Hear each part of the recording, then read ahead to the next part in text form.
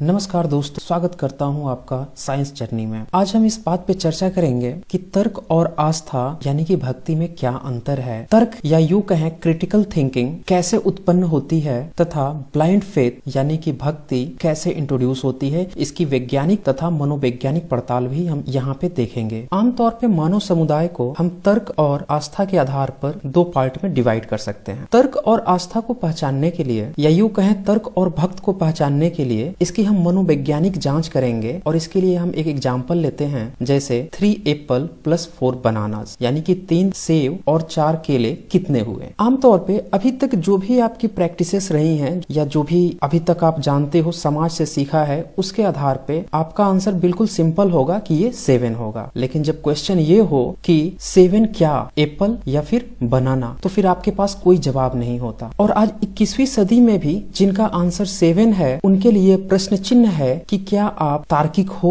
या नहीं हो। मसलन आप ये देखें कि आपको ये 7 कैसे पता चला, जबकि 3 एप्पल दिया हुआ है और 4 बनाना दिया हुआ है। दोनों की डायमेंशन बिल्कुल ही अलग है। आमतौर पे अभी तक जितनी भी बातें जो धर्मों ने खोजी थी वो बिल्कुल ही फिजिकल लेवल पे थी, वो उसकी डेप्थ में नहीं पहुंच पाए थे। उनने ये तो सर्च कर लिया कि हाँ 3 + 4 7 तो होगा, लेकिन ये नहीं खोज पाए कि 7 होगा तो 7 क्या होगा, एप्पल होगा या बनाना होगा या फिर कुछ और होगा। और यही वो गलती लगातार दोहराते रहें, बार बार करते रहें और इसी कारण से वो अभी तक एक सुई का भी आविष्कार नहीं कर पाए। सिर्फ बातें और सिर्फ बातें। और ऐसी ही बातों को मानने वाले भक्त कहे जाते हैं, क्योंकि वो विद इन द बाउंड्री के अंदर ही रह जाते हैं, उस बाउंड्री के बाहर नहीं सोच पाते। जो धर्मों ने अभी तक किया था या लिखा है उसी को सोचते रह जाते हैं, उसी के लकीर मानकर उसी के फकीर बन जाते हैं और इसीलिए वो इससे ऊपर नहीं सोच पाते। मसलन मैं कुछ और एग्जाम्पल देना चाहूंगा, जैसे कि कुरान में ये कहना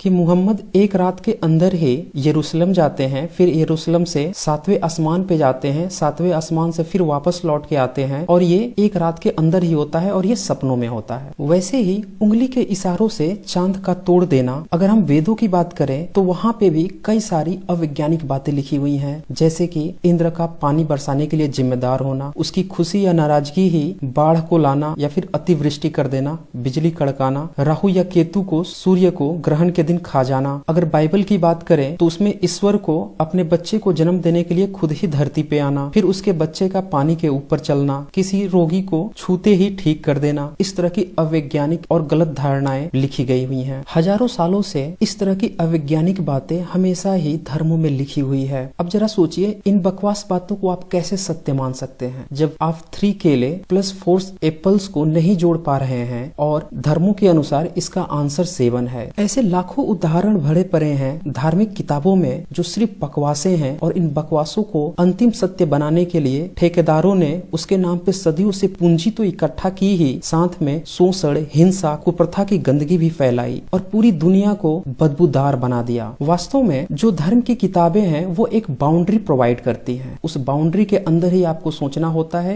उससे आप बाहर नहीं सोच सकते और उसे मानने के लिए एक अंधभक्त की जरूरत होती है जो ब्लाइंडली इस बातों को फेथ कर सके और बिल्कुल मान सके। और इसीलिए जिसे आप भक्त समझते हो वो इनको फॉलो कर रहे होते हैं। आइए विज्ञान के अनुसार देखते हैं कि अगर हम 3 एप्पल और 4 बनाना जोड़ें तो उसकी वैल्यू कितनी होगी। वास्तव में विज्ञान के अनुसार ये पॉसिबल ही नहीं है, क्योंकि दोनों के डिफरेंट डायमेंशन है। आप जब इन्हें जोड़ोगे तो आपको ये नहीं पता होगा कि 4 + 3 7 होंगे तो 7 एप्पल होंगे या फिर 7 बनाना होंगे। यानी कि डिफरेंट डायमेंशन को आप नहीं जोड़ सकते हो और यही एक खूबी थी विज्ञान की जिसने इस चीज को आइडेंटिफाई किया। जब तक इसे आइडेंटिफाई नहीं किया गया तब तक हम कुछ भी खोज नहीं सके थे, नहीं हम कुछ बना सके थे। यही छोटी छोटी चीजें थी जो प्रकृति की बातों को हमें पहचानना था और काफी प्रयासों के बाद, काफी बलिदानों के बाद कई वैज्ञानिकों ने इन बातों को खोज निकाला और इसी कारण से हमारा विज्ञान आगे बढ़ सका है। यानी कि हमें विद इन द बाउंड्री नहीं होना होता है, हमें आउट ऑफ द बाउंड्री सोचना होता है। अगर आप आउट ऑफ द बाउंड्री सोचते हो तो फिर आप तार्किक हो। तार्किक होने के लिए 2 बातें बिल्कुल ही जरूरी है। पहले, या तो आप क्रिटिकल थिंकर हो या फिर आपने बहुत सारे विचारकों को पढ़ा है। अभी तक जितने भी तार्किक लोग हुए हैं वो इन्हीं दोनों कैटेगरीज में थे। या तो वो क्रिटिकल थिंकर थे जैसे कि कबीर दास जो खुद ही सोच लेते थे, या फिर विचारक जिनने बहुत सारे विचारकों को पढ़ा और फिर अपने कुछ विचार दिए। मसलन आप मार्क्स का नाम ले सकते हो, डॉक्टर अंबेडकर का भी आप नाम ले सकते हैं। एशियंट की अगर बात करें तो आप बुद्ध का भी नाम ले सकते हैं, राहुल सांस्कृत्यायन का आप नाम ले सकते हैं। ऐसे बहुत सारे विचारक हैं जिनका नाम लेना पॉसिबल नहीं है। बुक्सों का अध्ययन भी आपको तार्किक और भक्ति में अंतर को बता सकता है। जैसे आपने बहुत सारे विचारक पढ़े तो आप तार्किक हो सकते हैं, लेकिन बहुत सारे विचारकों को पढ़ने के बाद भी अगर आप सिर्फ किसी एक से ही इन्फ्लुएंस्ड रह गए तो भी वो भक्ति की कैटेगरी में आएगा। या फिर आपने सिर्फ एक ही बुक पढ़ी और उसी की आप भक्ति में रह गए, उसके अलावे या उससे अगल बगल नहीं सोचा, उससे बेहतर नहीं सोचा, तो भी आप भक्त की कैटेगरी में आते हैं। आइए थोड़ा भक्ति की या तार्किक की मनोवैज्ञानिक कंडीशन को और डिटेल्स में समझते हैं कि ऐसा क्यों होता है कि कोई क्रिटिकल थिंकिंग कर पाता है जबकि कोई भक्त ही रह जाता है। अब जैसे एग्जाम्पल के लिए आपको 9 डॉट्स दिए जाएं और आपसे ये कहा जाए कि आप बिना पेन उठाए हुए इसे एक साथ ड्रॉ करें और मिनिमम कितनी लाइंस में ड्रॉ कर सकते हैं। हो सकता है आपका आंसर कुछ इस तरह से हो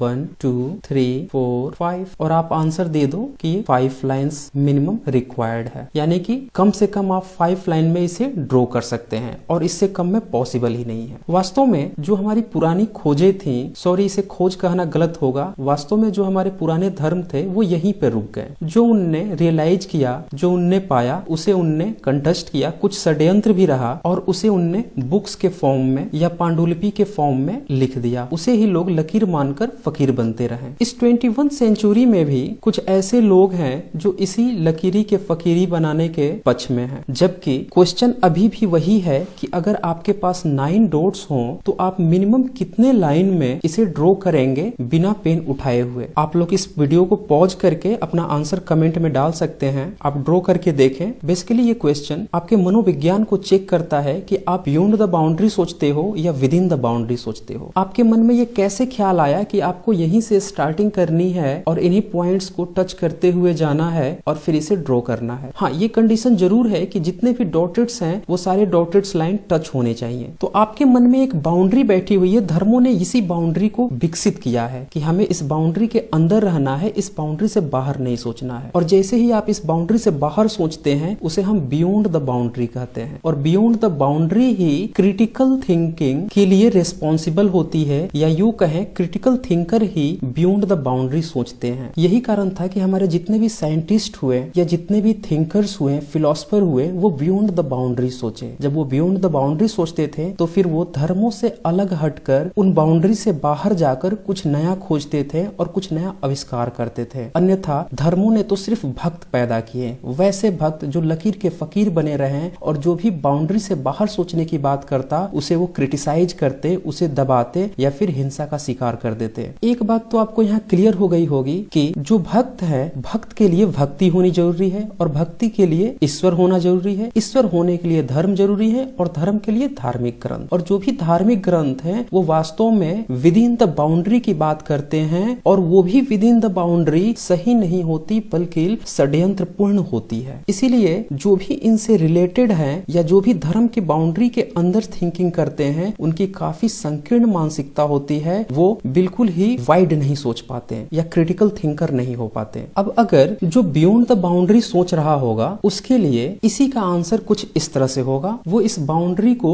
दूर ले जाएगा, वो कुछ इस तरह से ड्रॉ करेगा, 1 line, 2nd line and 3rd line and then 4th line. आपने देखा यहाँ पे सारे डॉट्स कवर हो चुके हैं और सिर्फ 4 लाइन 1 2 3 4 में ही हमने 9 डॉट्स को कवर कर लिया। ऐसा सिर्फ इसलिए पॉसिबल हो सका कि जो हमने बाउंड्री बना रखी थी डॉट्स की और उससे बाहर हम सोच ही नहीं पा रहे थे और इसी कारण से हम मिनिमम लाइन को ड्रॉ नहीं कर पा रहे थे। यानी कि तार्किक होने के लिए आपको इस धर्म की बाउंड्री को छोड़ना ही होगा, चाहे वो जो भी प्रिंसिपल्स हो, फिलॉसफी हो या फिर धार्मिक बुक्स हो, उन्हें त्याग देना ही बेहतर है। और साइंटिफिक थिंकिंग के लिए या यूं कहें क्रिटिकल थिंकिंग के लिए आपको बियॉन्ड द बाउंड्री सोचना ही होगा। अब अगर आप क्रिटिकल थिंकर नहीं हैं, यानी कि विद इन द बाउंड्री रहना चाहते हैं, तो आपकी स्थिति उस तरह से है जैसे कि किसी से बंध कर रहना, उसी की बातों को फॉलो करना, उसी दायरे में रहना, आपका कोई भी प्रोग्रेस नहीं हो रहा है, यू आर नॉट प्रोग्रेसिव। और उसके कुछ कॉमन लक्षण हो जाते हैं, आप किसी की बात को ध्यान से नहीं सुनते, आप अपने आर्गुमेंट पे टिके होते हैं, आप चाहे जितना पढ़ाई लिखाई कर लें उससे कोई फर्क नहीं पड़ता, क्योंकि आपकी सोच जो है वो एक दायरे के अंदर होती है। आप पढ़ाई करते हो सिर्फ पूंजी कमाने के लिए, आप एक अच्छे प्रोफेशनल बन जाते हो, वहां पे अपने तर्क का इस्तेमाल करते हो, आर्गुमेंट भी करते हो, लेकिन सिर्फ पूंजी कमाने के लिए। बाकी जो आप आपकी कॉमन लाइफ होती है उसमें आप आर्गुमेंट नहीं इस्तेमाल करते और वहां पे आप पुरानी प्रैक्टिसेस को करते रहते हो, लगातार करते रहते हो, और जो क्रिटिकल थिंकर्स हैं उनको लेकर आपके अंदर निगेटिविटी भी आ जाती है। यानी कि अगर आप भक्त हैं तो आपके अंदर कुछ इस तरह के लक्षण जरूर पाए जाएंगे। आपकी सोच उस दायरे के अंदर होगी जो हो सकता है कि धर्म हो, जो हो सकता है कि आपका पार्टिकुलर रीजन हो यानी कि क्षेत्रवाद हो, या फिर हो सकता है कि आप विद इन द कंट्री राष्ट्रवाद की बातें ज्यादा करते हो, या फिर हो सकता है कि आप किसी पार्टिकुलर पर्सन या किसी महापुरुष के इन्फ्लुएंस्ड में ज्यादा हो, या फिर ये भी हो सकता है कि आप किसी पार्टिकुलर दर्शन के इन्फ्लुएंस में ज्यादा हो, या फिर किसी पॉलिटिकल पार्टी को लेकर आपके अंदर सहानुभूति कुछ ज्यादा हो। और ये कुछ लक्षण भक्ति के होते हैं। अगर आप क्रिटिकल थिंकर हो और बियॉन्ड द बाउंड्री सोचते हो तो आप पूरे मानव समुदाय के बारे में सोचते हो, उसकी भलाई के बारे में सोचते हो, एक समता मूलक समाज की कल्पना करते हो।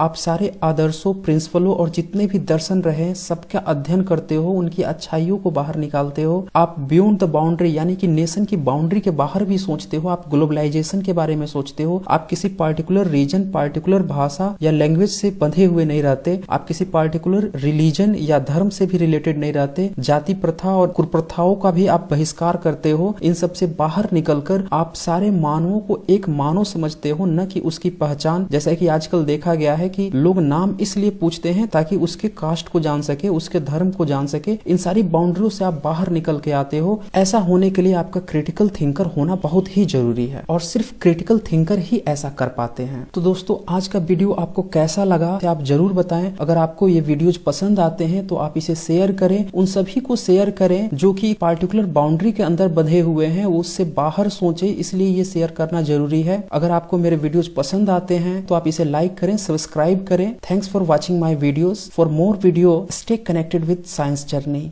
Thanking you.